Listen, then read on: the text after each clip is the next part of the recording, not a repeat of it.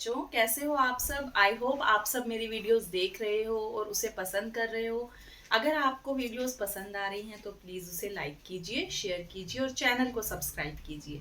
तो आज बच्चों मैं आपके लिए लेकर आई हूँ, आज से हम शुरू करने वाले हैं एक नई सीरीज़ जिसमें हम 11th क्लास के एनसीईआरटी सॉल्यूशन हम सारे चैप्टर्स के करने वाले हैं।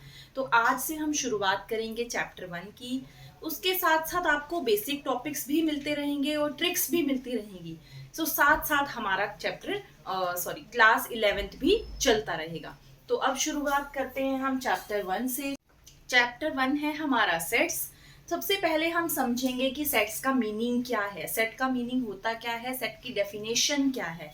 उसके बाद कुछ एग्जांपल्स करेंगे। देखिए, सेट का मीनिंग है, अगर डेफिनेशन की बात की जाए तो सेट की डेफिनेशन है, set is a well defined collection of objects. अभी क्या मतलब है इस चीज का, well defined collection of objects. देखिए, किसी भी कलेक्शन की मैं बात करती हूँ, कलेक्शन मतलब किसी भी चीज का एक ग्रुप टाइप हो गया। कलेक्शन ऑफ सिमिलर ऑब्जेक्ट्स होने चाहिए। मान लीजिए मैं बोल रही हूँ सेट ऑफ वेजिटेबल्स, मैं आपको एक डेली लाइफ के एग्जांपल्स देती हूँ। सेट ऑफ वेजिटेबल्स, अभी सेट ऑफ वेजिटेबल्स के अंदर आप क्या लिखेंगे, जो भी वेजिटेबल्स हैं कुछ भी आप लिख सकते हैं, पटेटो, टमाटो, ठीक है। तो पटेटो, टमाटो, इस तरीके से बहुत सारे वेजिटेबल्स हम लिख सकते हैं। ये तो आपका हो गया सेट ऑफ वेजिटेबल। बट मान लीजिए अगर मैंने इसके अंदर लिख दिया banana, that is not a vegetable, वो वेजिटेबल नहीं है। तो बनाना इस सेट के अंदर नहीं आ सकता। क्यों? क्योंकि वो इस कैटेगरी में नहीं आता, वो वेजिटेबल नहीं है। इसका मतलब सेट ऑफ वेजिटेबल में सिर्फ क्या आ सकते हैं, जो इसी टाइप के ऑब्जेक्ट हैं, यानी कि सिमिलर होने चाहिए। सारे ही जो आप इस सेट के अंदर लिख रहे हो वो सारी वेजिटेबल ही होनी चाहिए। इसी तरीके से सपोज सेट ऑफ व्हीकल्स आपको लिखना है, ठीक है। तो इसके अंदर हम सारे व्हीकल्स लिख देंगे, like car, jeep, scooter, cycle, कुछ भी है, ठीक है। तो आप समझ रहे हैं, अगर मैं सेट ऑफ किसी भी सेट की बात करती हूँ तो सिमिलर ऑब्जेक्ट आप उसके अंदर लिखेंगे, सिमिलर टाइप की चीजें ही सेट के अंदर आ सकती हैं। अभी हम बात करेंगे मैथमेटिकल लैंग्वेज में किस तरीके से सेट को डिफाइन किया जाएगा और किस तरीके से एग्जाम्पल है सेट के। देखिए, set of natural numbers greater than 100। क्या बोला मैंने? Set of natural numbers greater than 100, 100 से बड़े नेचुरल नंबर के सेट। क्या क्या आ सकता है उसमें 100 से बड़ा? तो 101 से स्टार्ट होगा, 102, 103, और हम नेचुरल नंबर के बारे में ऑलरेडी बात कर चुके हैं। तो ये कहां तक जाता है? इनफाइनाइट तक, क्योंकि ये इनफाइनाइट सेट है। नंबर्स के बारे में मैं ऑलरेडी डिस्कशन कर चुकी हूं, आपको लिंक डिस्क्रिप्शन बॉक्स में मिल जाएगा। देखिए, सेट ऑफ, मान लीजिए मैं बोल रही हूं सेट ऑफ इंटीजर्स। अभी सेट ऑफ इंटीजर्स है, इंटीजर्स में हमारे पास क्या क्या आते हैं? जीरो है, पॉजिटिव नंबर्स है, नेगेटिव है, 0, +1, +2, +3, इसी तरीके से -1, -2, -3। तो ये सारा ही, ये पूरा एक क्या बना रहा है? सेट बनाता है, क्योंकि इसमें वेल डिफाइन, हमें पता है कि किस तरीके से इन्हें डिफाइन किया गया, किस टाइप के एलिमेंट इसके अंदर आएंगे, इसलिए इसे वेल डिफाइन बोला जाता है। सिमिलर टाइप की कलेक्शन आएगी ऑब्जेक्ट की, या हम बात कर रहे हैं नंबर्स की, तो इन ब्रेसेस के अंदर उन्हें लिखा जाता है। ये सेट को डिफाइन करने का तरीका है। इस ब्रेसेस के अंदर आप सेट के एलिमेंट लिखेंगे। एलिमेंट क्या है? जैसे 0 is an element of this set, इसके अंदर से आप कोई भी नंबर लेते हैं वो इसका एक एलिमेंट कहलाएगा। अच्छा, अभी सेट को डिनोट करने का जो तरीका है वो हमेशा कैपिटल लेटर से किया जाएगा। मान लीजिए मैंने कोई भी सेट लिखा, उसके अंदर मान लीजिए मैं कह रही हूं कि एक सेट ऑफ नंबर्स बनाओ जिसमें ग्रेटर देन 2 और लेस देन 6 नंबर लिखो। क्या कह रहे हैं हम? Greater than 2, less than 6। कौन कौन से नंबर आएंगे? ग्रेटर देन 2, 3, 4, 5, दैट्स इट, क्योंकि लेस देन 6 5 पे खत्म। तो मेरे पास इस सेट के अंदर 3 एलिमेंट आएंगे, 3, 4, 5।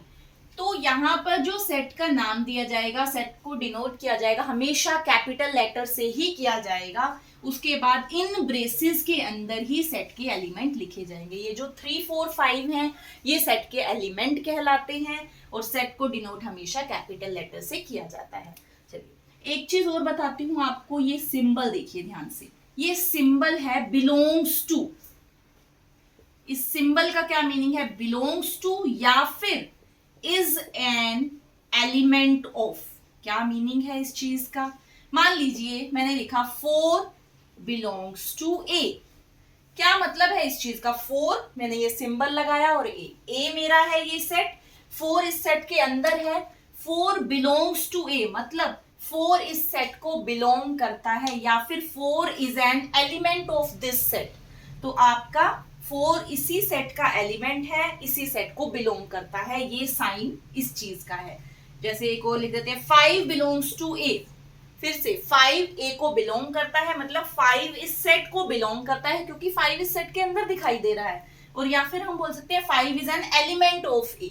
तो इस साइन का ये मीनिंग है। अगर मान लीजिए मैं लिख देती हूँ 7, अभी हमें दिखाई दे रहा है 7 तो इसमें नहीं है, तो 7 यहां पर आप क्रॉस कर देंगे। 7 डज नॉट बिलोंग्स टू ए, इसका मतलब है इस कंडीशन को सेटिस्फाई नहीं करता, यानी कि 7 is not an element of this set या 7 does not belongs to A. I hope आपको ये साइन दोनों समझ में आ गए होंगे। ये है belongs two is an element of और ये है बिलोंग नहीं करता, ये एलिमेंट इज सेट से।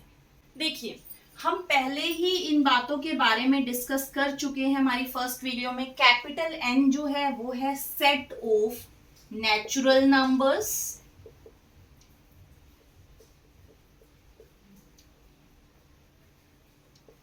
इसको किस तरीके से लिखा जाएगा? 1, 2, 3, 4 अप टू सो ऑन। देखिए इसी ब्रेसेस के अंदर लिखा जाएगा, कैपिटल एन से इसे डिनोट किया जाएगा। जैसे मैंने आपको बताया कि सेट को डिनोट करने का तरीका हमेशा कैपिटल लेटर लिया जाएगा और ब्रेसेस के अंदर उसके एलिमेंट लिखे जाएंगे और हमें पता है नेचुरल नंबर में कौन से नंबर्स आते हैं।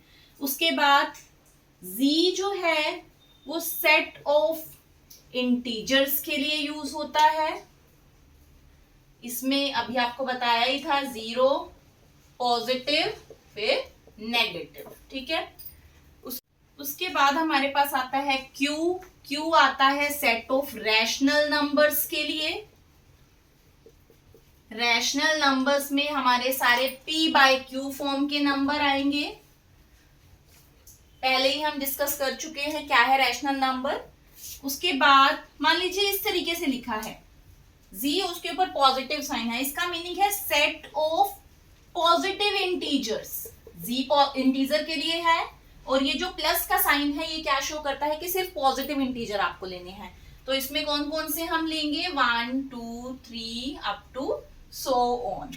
अच्छा जी माइनस आ जाएगा तो सेट ऑफ नेगेटिव इंटीजर आ जाएंगे उसके अंदर। उसके बाद कैपिटल आर जो है वो होता है सेट ऑफ रियल नंबर्स के लिए।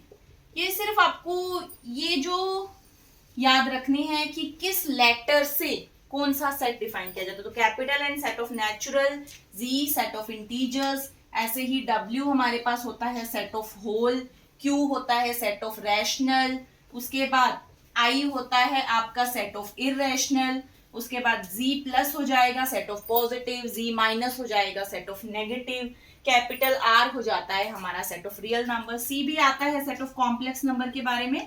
कॉम्प्लेक्स नंबर के बारे में अभी मैंने डिस्कस नहीं किया है, उसके लिए भी मैं आपके लिए एक वीडियो बनाऊंगी कॉम्प्लेक्स नंबर्स पर। तो चलिए अब हम बात करेंगे कि सेट को रिप्रेजेंट करने के कितने तरीके हैं। तो यहाँ पर हमारे पास 2 तरीके आते हैं, 2 मेथड आते हैं कि किस तरीके से सेट के मेंबर्स को, मेंबर्स मतलब एलिमेंट, जैसे ये इसके अंदर नंबर्स आ रहे हैं तो ये बोले जाएंगे कि ये इस सेट के एलिमेंट हैं, या मैं बोल रही हूँ ये इस सेट के मेंबर्स हैं। अभी इन मेंबर्स को, इन एलिमेंट्स को लिखने के 2 तरीके हैं, 2 रिप्रेजेंटेशन है कहा जाएगा। पहली जो रिप्रेजेंटेशन है वो कहलाती है रोस्टर फॉर्म या रोस्टर मेथड। उसके बाद या इसे टेबुलर फॉर्म भी बोला जाता है। जो दूसरा मेथड है वो है सेट बिल्डर मेथड। तो चलिए देखते हैं।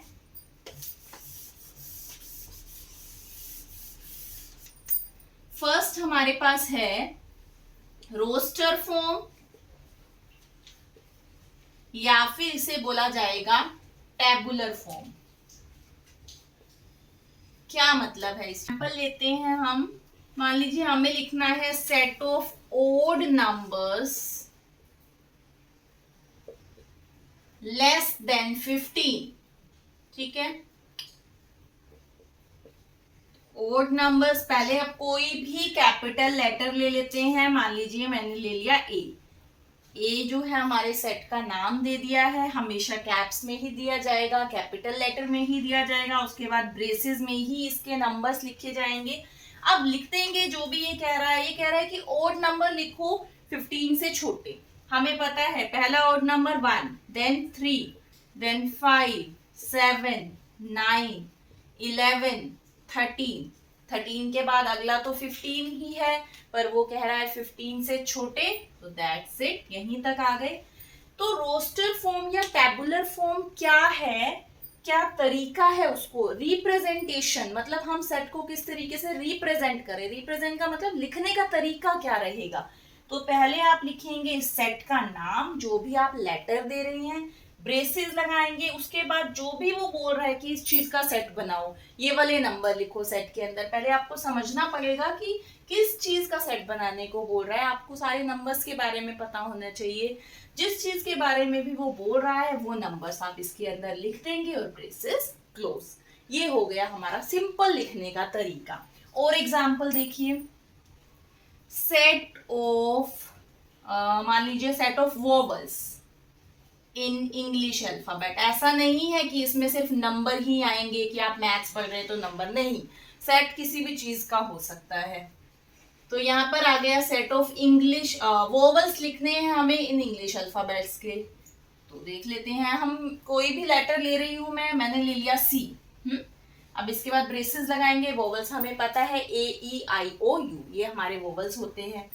पहला है A E I O U, यही 5 वोवल है हमारे इंग्लिश अल्फाबेट में। तो हमने ये 5 वोवल लिख दिए। और हमेशा जो एलिमेंट हैं सेट के या मेंबर्स हैं उन्हें कोमा से सेपरेट किया जाएगा। ये लिखने का तरीका हो गया। नाम लिखेंगे सेट को, नंबर यहाँ पर कोई भी अल्फाबेट ले लेंगे, कैपिटल लेटर में ब्रेसेस स्टार्ट करेंगे, जो भी वो पूछ रहा है वो उसके अंदर सारे अल्फाबेट या नंबर जो भी है वो लिख देंगे, कॉमा से सेपरेट करके, देन ब्रेसेस क्लोज। ये हो गया हमारा रोस्टर फॉर्म या टैबुलर फॉर्म। रोस्टर और टैबुलर फॉर्म तो बिल्कुल सिंपल है, सीधा लिखने का तरीका है ब्रेसेस के अंदर एलिमेंट लिखने का। अब जो दूसरी फॉर्म आती है, जो दूसरा मेथड आता है, वो कहलाता है सेट बिल्डर मेथड, या उसका एक और नाम भी है रूल मेथड। अब हम उसके बारे में डिस्कस करेंगे।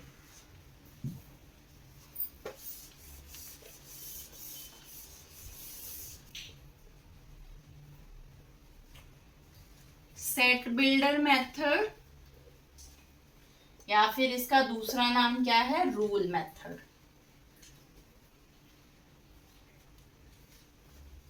क्या मतलब है इस मेथड का? इसका थोड़ा सा अलग पैटर्न है। अच्छा, मान लेते हैं वही वाला एग्जांपल मैं आपको लेके दिखाती हूँ, अभी अभी जो लिया था, set of vowels in English alphabet. अब यहाँ पर इस मेथड की हेल्प से वो कैसे लिखा जाएगा। अब ये नहीं है कि आप सीधा के सीधे सारे एलिमेंट जो भी इसके अंदर आ रहे हैं, सारे मेंबर जो भी आ रहे हैं वो लिख देंगे ब्रेसेस में, नहीं, लिखा तो ब्रेसेस में ही जाएगा और नाम भी कैप्स में होगा। ये तो एक जनरल चीज है, तो सबके लिए कॉमन है। Set of vowels in English alphabet, तो यहाँ एक वेरिएबल लेना है। वेरिएबल यहाँ एक स्मॉल लिखेंगे, आप जो भी लिखेंगे वो स्मॉल लेटर लिखेंगे। वेरिएबल कुछ भी ले सकते हो, ABC XYZ। तो मैंने लिया है X, उसके बाद एक कॉलन लगाएंगे। अभी मैथ्स में ये कॉलन किस चीज के लिए रिप्रेजेंट किया जाता है, सच दैट। आपको यहाँ वेरिएबल लिखना है, वेरिएबल के बाद एक कॉलन लगाना है, मतलब X सच दैट, उसके बाद X जो प्रॉपर्टी फॉलो कर रहा है, मतलब किस चीज का सेटअप बनाना चाहते हो वो प्रॉपर्टी लिखेंगे। मतलब यहाँ वर्डिंग्स में लिखा जाएगा थोड़ा सा, यहाँ वो सारे मेंबर नहीं लिखे जाएंगे AEIOU, या नंबर की बात करें 1 2 3 4, ऐसे नहीं लिखा जाएगा। यहाँ उसकी प्रॉपर्टी मेंशन करनी है, आपको थोड़ी वर्डिंग्स में लिखना है। तो यहाँ क्या प्रॉपर्टी, X किस प्रॉपर्टी को फॉलो करेगा, X एक वोवल होना चाहिए, तो X is a vowel in English alphabet.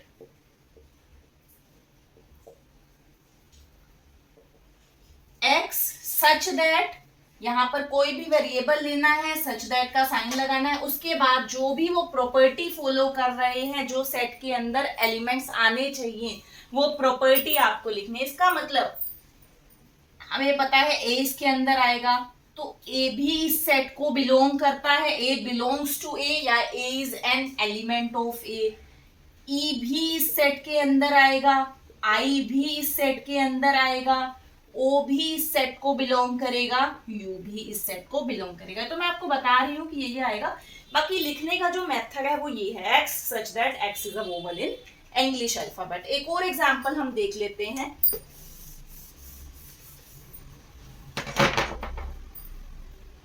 अच्छा, मान लीजिए आपको लिखना है set of even numbers greater than 5। हमें इवन नंबर्स लिखने हैं ग्रेटर देन 5। हमें पता है ये 6 से शुरू होंगे। अगर इसको नॉर्मल टेबुलर फॉर्म में लिखा जाए, जो हमने पहले बात की रोस्टर फॉर्म में, वहां तो हम सीधा ऐसे लिख देंगे, 6 से शुरू कर देंगे, 6, 8, 10 ऐसे लिखते चले जाएंगे, क्योंकि 5 से बड़े लिखने हैं। यहाँ ऐसा नहीं करना है, सेट का नाम दे देंगे, कुछ भी नाम दे दिया है, ब्रेसेस स्टार्ट करेंगे, एक वेरिएबल लेंगे, एक्स ले लिया, सच दैट कॉलन लगाएंगे। क्या होना चाहिए, x is an even number greater than 5। जो भी इसके अंदर एक्स ना सबके लिए आ रहा है, मतलब जो भी यहाँ पर आएंगे ना, आप हमेशा यहाँ वेरिएबल स्मॉल में ही लेंगे। तो यहाँ पर वेरिएबल आपको स्मॉल में ही लेना है। ये जो वेरिएबल है ये सारे नंबर के लिए आ रहा है, मतलब 6, 8, 10, एक्स की वैल्यू कुछ भी है, ठीक है। X is an even number greater than 5। बस आपको सच दैट के बाद यहाँ उसकी प्रॉपर्टी लिख देनी है। अभी हम कुछ और क्वेश्चन करेंगे, एग्जाम्पल करेंगे, तो आपको बिल्कुल इजीली क्लियर हो जाएंगी ये चीजें कि हम किस तरीके से सेट के मेंबर्स को रिप्रेजेंट करते हैं। तो ये 2 तरीके रहेंगे रिप्रेजेंट करने के। तो अब हम स्टार्ट करेंगे अपनी एक्सरसाइज 1.1।